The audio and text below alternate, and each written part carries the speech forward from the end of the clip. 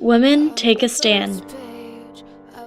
Elizabeth Cady Stanton, the Women's Rights Movement. A AAA Gate Project of 2012. The women's rights movement was a reform in history because the movement led to a reaction by fixing the equality between men and women, allowing women to have more rights in the government, and showing the world women were in need of having the same rights as everyone else. There were wicked schemes, and you take that to new. Although our nation had just gone through a war to fight for independence and equal rights, women were still neglected. They were not offered the same rights as men in our nation were. Even after they said all men and women were created equal, society favored men.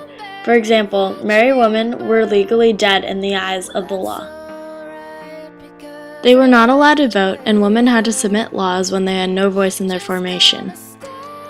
Also, married women had no property rights. Their husbands had legal power over property and responsibility of their wives to the extent where they could imprison them or even beat them. It was even worse for Black enslaved Americans. Elizabeth Cady Stanton and her husband Henry Stanton both felt very strong about people's equality. For their honeymoon, they went to London for the Anti-Slavery Convention. This is where they met a woman named Lucretia Mott. Mott was denied permission to speak in the convention because she was a woman, although she was an official delegate. This was the inspiration of Elizabeth's idea to change how women were treated and viewed. This was the start of something new. They decided to take a stand and change what was affecting them. Elizabeth Cady Stanton was a married middle-aged woman who strongly disagreed in the way the law treated women. She was the leader of the first convention to change how women were treated. It began in Seneca Falls, New York, on July 18th and 19th of 1848. The first women's rights convention was the beginning of a dramatic change.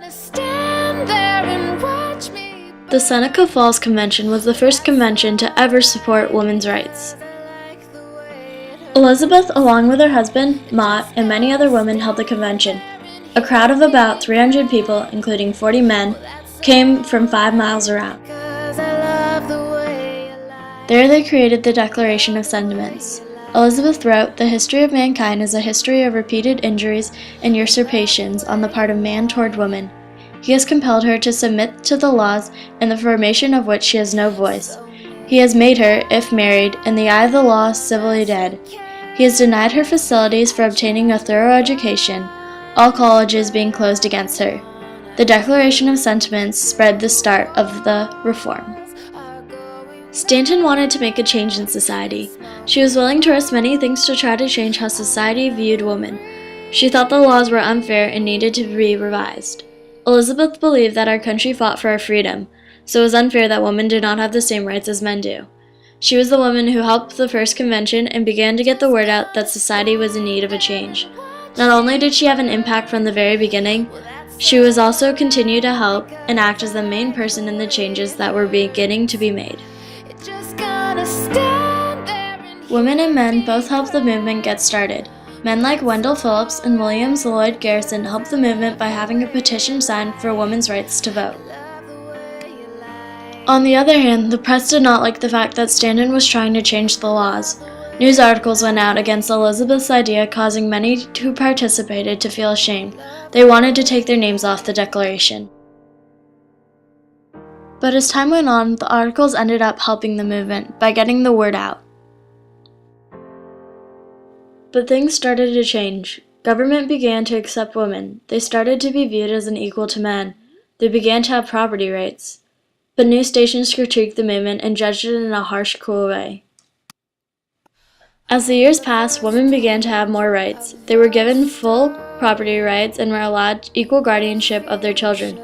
Divorce laws were liberalized, and women were now allowed to leave marriages that were abusive of the wife, children, and the economic health of the family. Also, women were allowed to vote.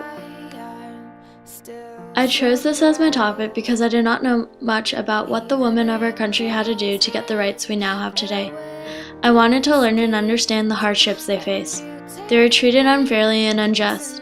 The law restricted them from having an education and having a say in the government, along with many other things. But most of all, the law treated men superior to women. I would like to learn more about the women's suffrage and what took place during that time in the future. Stand there and watch me burn.